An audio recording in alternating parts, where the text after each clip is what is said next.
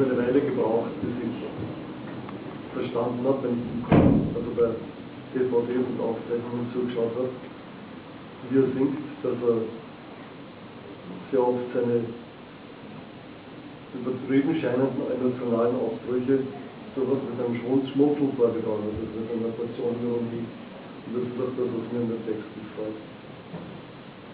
Ich habe beschlossen, heute wirklich wenig verbindende Worte zu sagen. Ich bin von das Ganze raus, das Video für mich können. Schön dabei.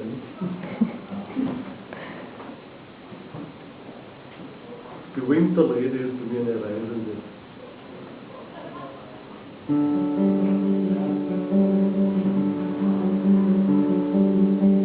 Wird dann um Ohren, in meine Ohren. Die Nächte, die werden uns kälter.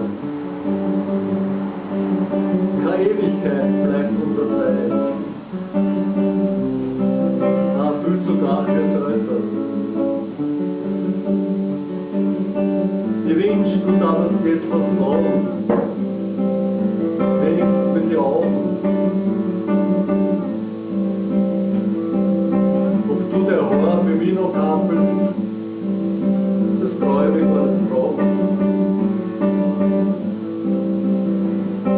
Ich weiß, du bist schon weit gereift.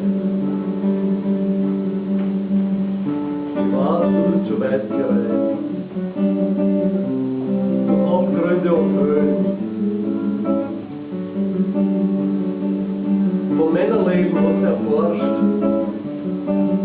Die Dschungel, die Wüsten, die Seen. Und so bist du in dein Herz gelangt. Ja, du hast das gerne exotisch. Eine gastfreundliche Abwechslung zum Leben am Bürotisch.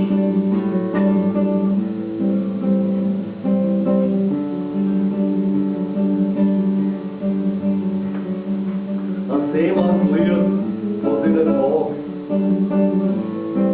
erzählt von fremden Sternen.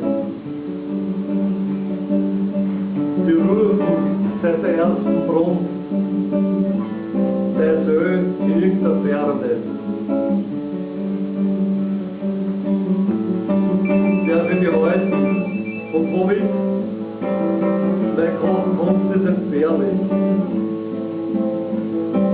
Eine Reisende wie du macht mich so unnötig begehrlich.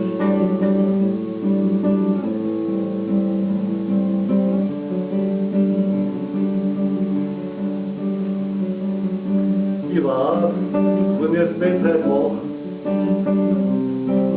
du wirst bis morgen bleiben. Und in den Schnee vom nächsten Jahr wirst du mir deine Botschaft schreiben.